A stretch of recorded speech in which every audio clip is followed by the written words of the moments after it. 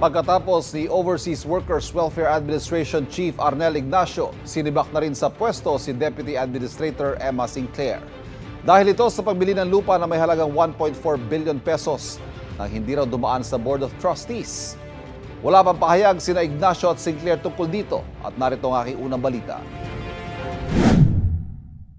Pareho po silang tinanggal, hindi po sila pinag-resign. Yan ang sinapit ni OWA Deputy Administrator Emma Sinclair ayon mismo sa palasyo.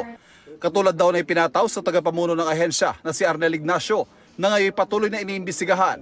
Ito lamang po ay isang senyales. Maaari nating sabihin na ito ay panawagan ng Pangulo sa lahat ng mga nagtatrabaho sa ilalim niya. Nagampanan ninyo ang inyong trabaho. Huwag tanggalin ang pangluloko o lokohan sa inyong pagtatrabaho dahil hindi po mangingimang Pangulong tanggalin kayo sa pwesto. Sinubukan namin hingan ng pahayag si Deputy Administrator Sinclair sa pamamagitan ng kanyang nakalistang numero at email address sa OWA pero wala kaming natanggap na tugon. Ay kay Migrant Worker Secretary Hans Kakdak, maliban sa pagkakatagal sa OWA ay naghahanda na sila maghain ng mga reklamo kaugnay ng mga anomalya o manong pagbili ng OWA ng lupain sa halagang 1.4 billion pesos nang hindi dumadaan sa Board of Trustees.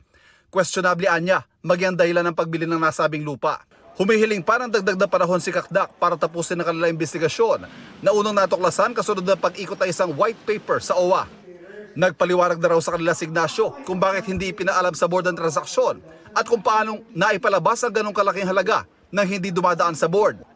Pero kung si Kakdak ang tatanungin, kulang daw ang paliwanag ni Ignacio kaya niya ito inireport sa Pangulo na agad namang ipinag-utos ang pagsibak sa dating administrador.